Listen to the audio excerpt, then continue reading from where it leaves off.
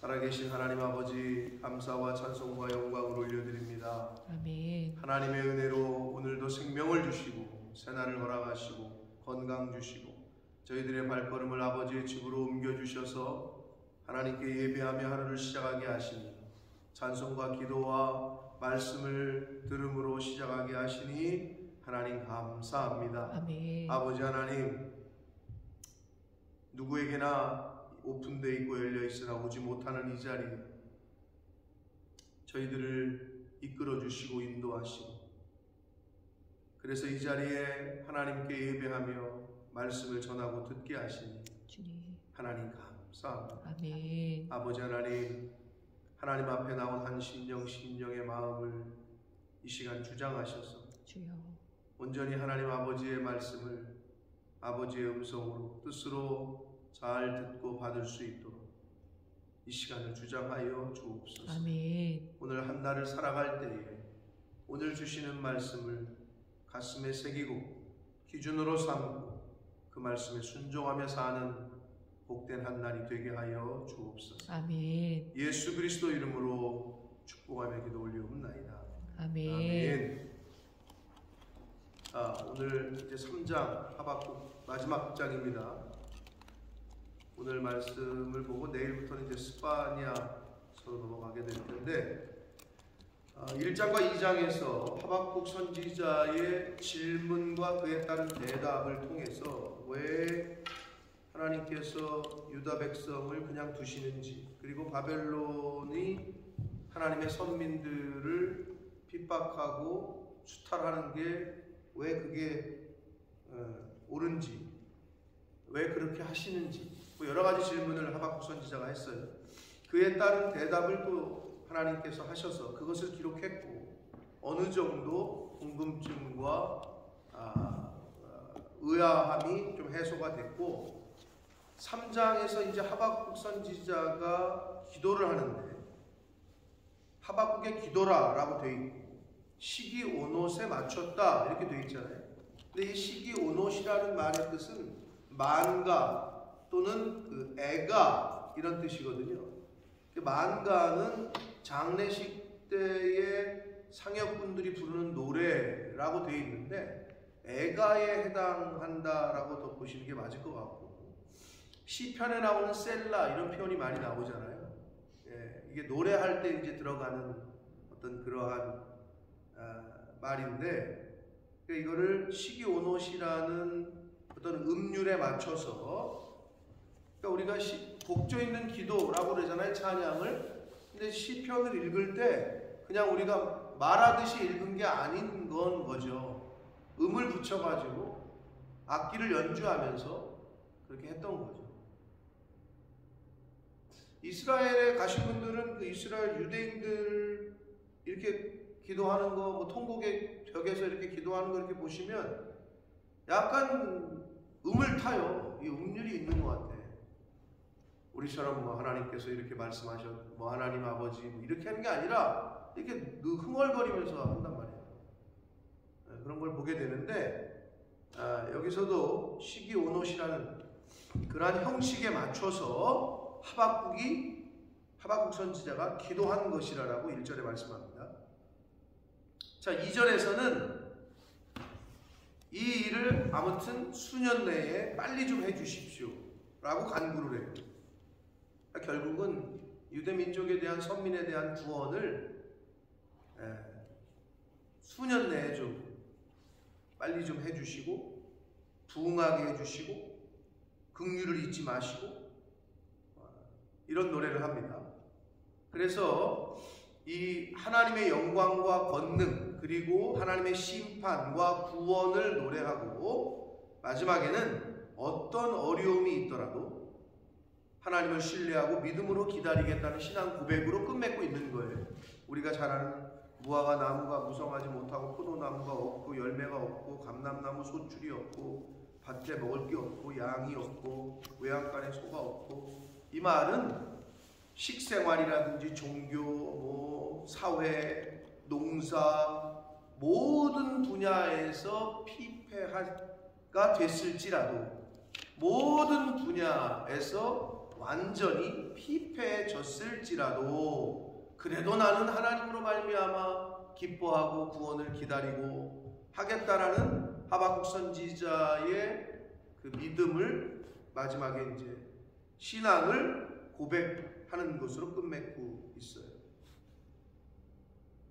자, 3절부터 7절까지에서는 심판자로 오시는 하나님의 영광과 권능을 찬양하고 있는데 3절로 7절까지 보겠습니다. 3절 하나님이 대만에서부터 오시며 거룩한 자가 바란산에서부터 오신다.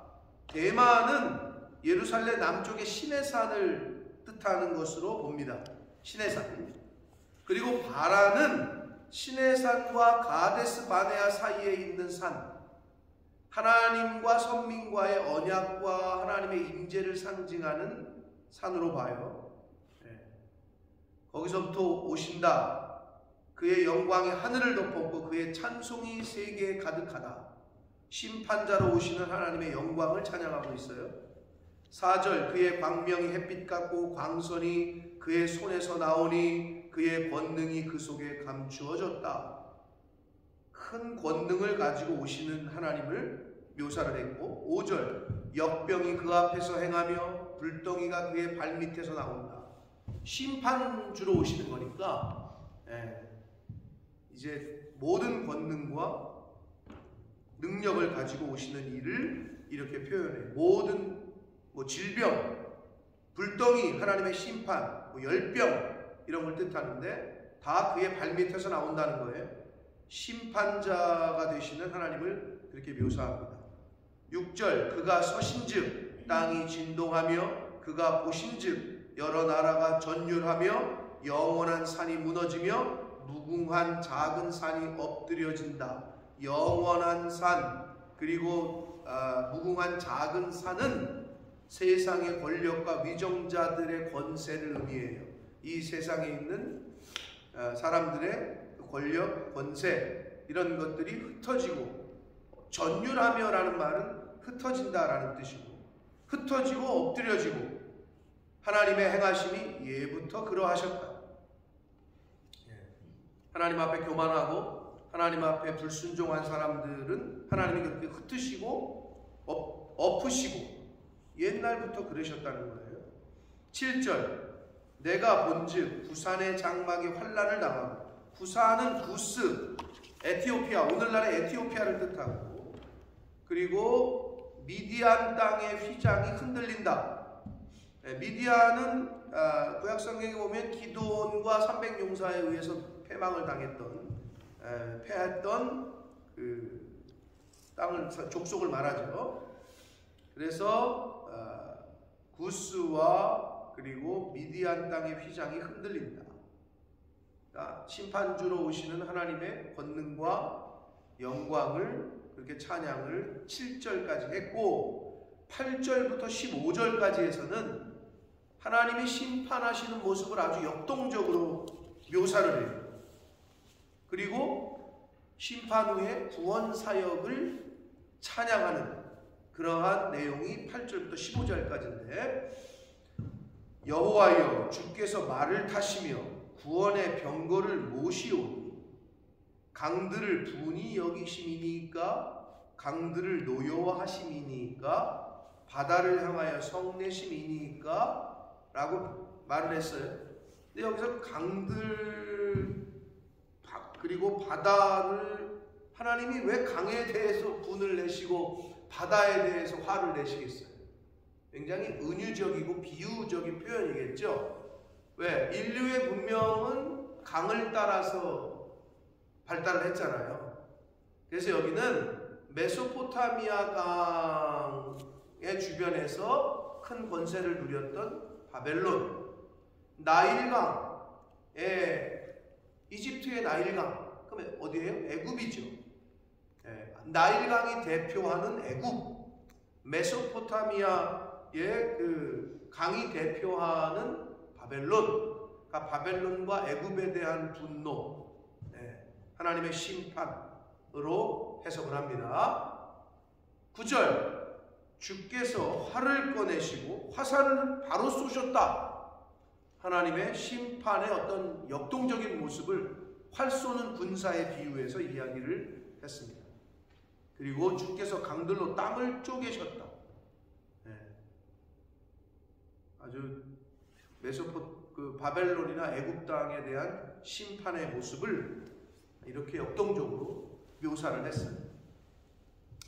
10절, 산들이 주를 보고 흔들리며 창수가 넘치고 바다가 소리를 지르며 손을 높이 들었다 라고 표현합니다. 산이 하나님을 보고 흔들어 창수가 넘치고 바다가 소리를 지르고 손을 높이 들었다. 창조주 하나님의 모습에 그렇게 피조물들이 화답하는 그러한 모습을 볼 수 있어요.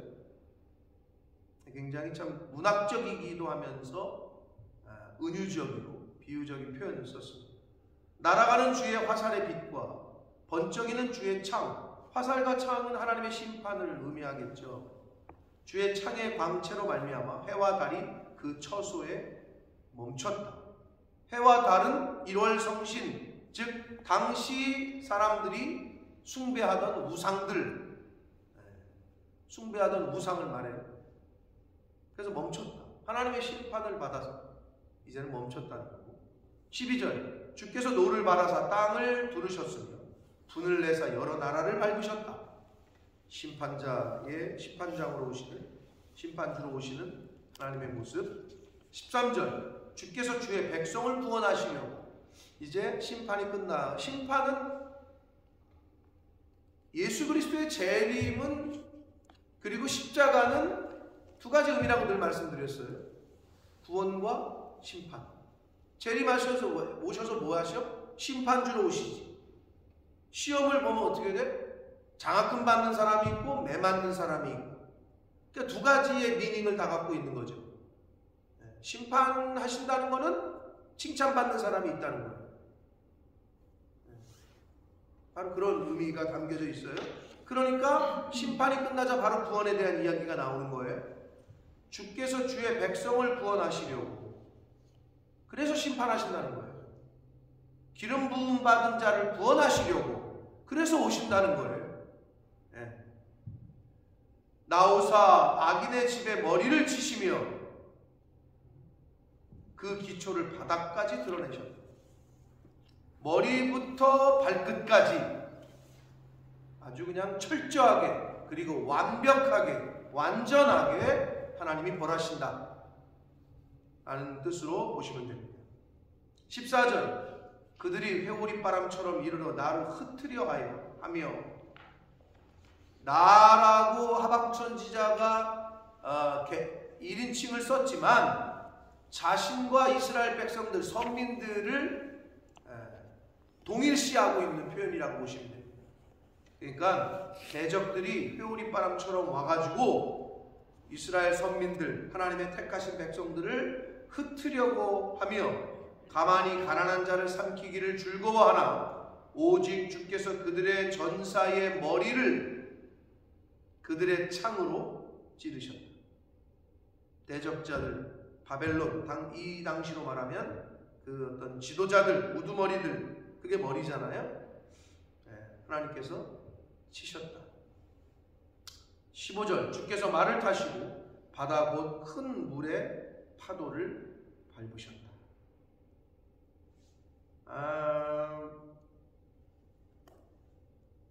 출애굽기 15장에 보면, 출애굽기 15장은 뭐냐면요, 홍해 바다가 막혀 있고 뒤에서 쫓아오는 애굽의 그 군사들에게서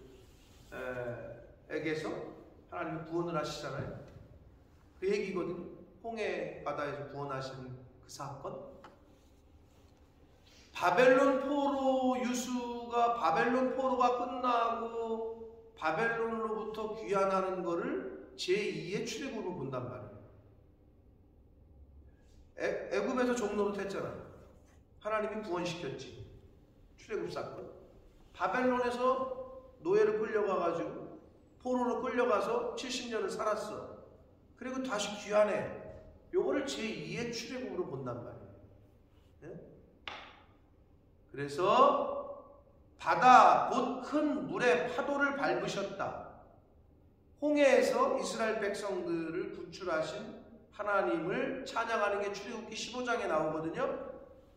그것과 거의 동일하게 이 제2의 출애굽인 바벨론 포로 귀환을 가능하게 하실 사령관이신 하나님을 찬양하는 모습을 볼 수가 있습니다. 주께서 말을 타시고 바다 곧 큰 물의 파도를 밟으셨다.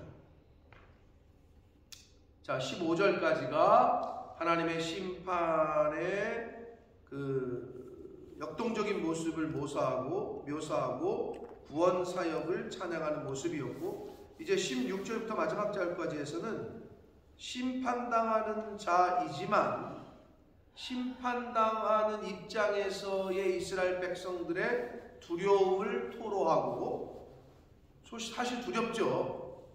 그리고 심판으로 인한 하나님의 징계로 인한 황폐에도 불구한 구원신앙, 그 하나님을 향한 믿음, 그걸 이제 마지막에 하박국 선지자가 이제 노래합니다. 16절 보시면 내가 들었으므로, 심판의 어떤 그 예언의 말씀을 들었으므로 내 창자가 흔들렸고 그 목소리로 말미암아 내 입술이 떨렸도다. 무서운 거예요. 하나님의 심판이. 무리가 우리를 치러 올라오는 환난 날을 내가 기다림으로 썩이는 것이 내 뼈에 들어왔으며 내 몸은 내 처소에서 떨리는도다. 아니, 바벨론이라는 대군이 이스라엘 예루살렘을 멸망시키고 유다를 멸망시킨다는 그 하나님의 말씀을, 예언의 말씀을 들었으니 이 선지자 입장에서는 이럴 수밖에 없죠. 두려운 거죠.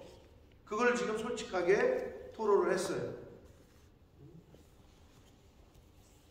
그러고 나서 17절, 18절 그 유명한 고백을 합니다.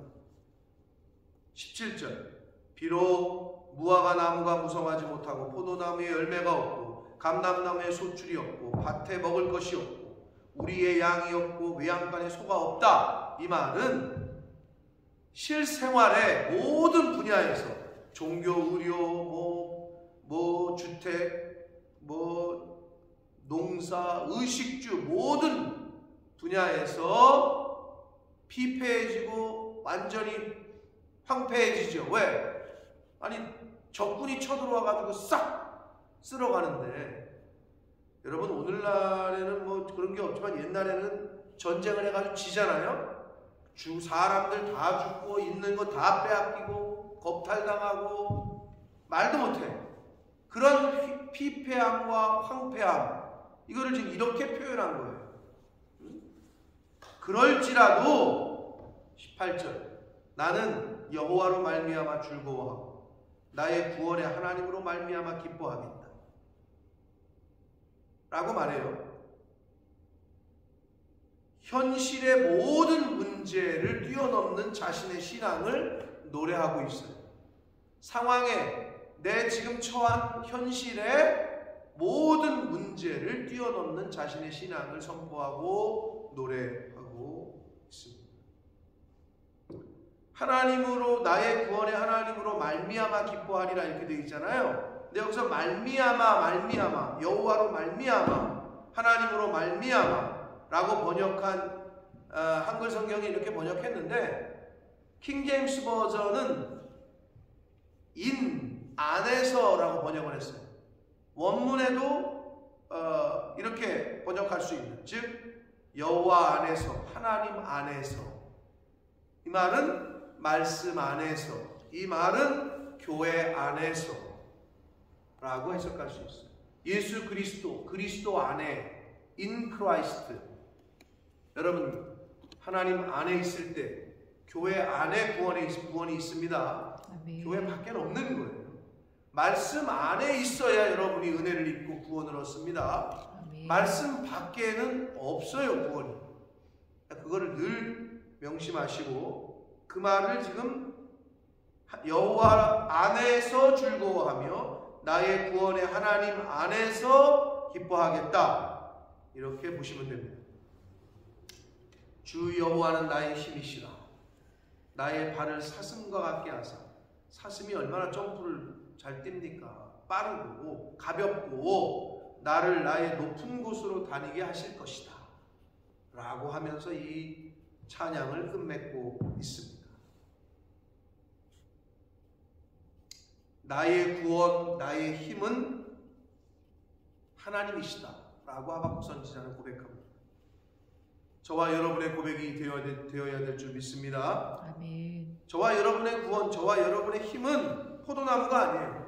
무화과나무의 열매가 아니고 감람나무의 열매가 아니고 밭에 먹을 것도 아니고 양도 아니고 소도 아니에요.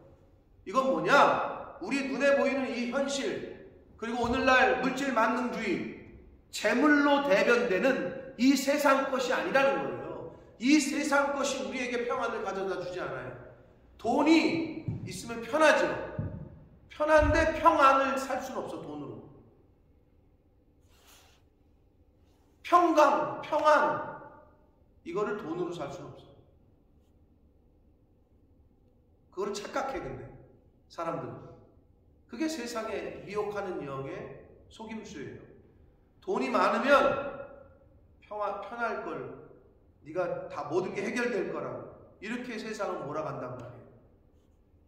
무화과나무, 소, 양, 감람나무, 포도나무, 소출이 우리의 힘도 아니고 우리의 구원이 아닙니다. 나의 구원과 나의 힘은 오직 하나님이시다, 여호와다 라고 고백한 이 하박국 선지자의 이 마지막의 이 고백이 오늘 한날 하나님이 더 살게 하신 오늘 한날 저와 여러분의 고백이 돼서 오늘 하루를 하나님을 의지하고 하나님 안에서, 말씀 안에서 사시는 저와 여러분 되기를 원하고, 아멘. 하나님이 부르시는 그날까지, 이 세상을 떠나시는 그날까지 하나님 안에서, 말씀 안에서, 교회 안에서 힘과 구원의 은혜를 받아 누리시는 저와 여러분의 인생이 되시기를 예수 그리스도 이름으로 축복합니다. 아멘. 살아계신 하나님 아버지, 감사와 찬송과 영광을 올려드립니다. 아버지 하나님, 나의 힘과 나의 구원과 나의 능력은 재물도 아니고 돈도 아니고 오직 하나님이시라고 고백했던 하박국 선지자의 그 믿음의 고백이, 그 찬양이 저희들의 고백과 찬양이 되게 하여 주옵소서. 아멘. 하나님, 생명을 주셨습니다. 건강도 주셨습니다. 오늘 하루라는 시간도 주셨습니다.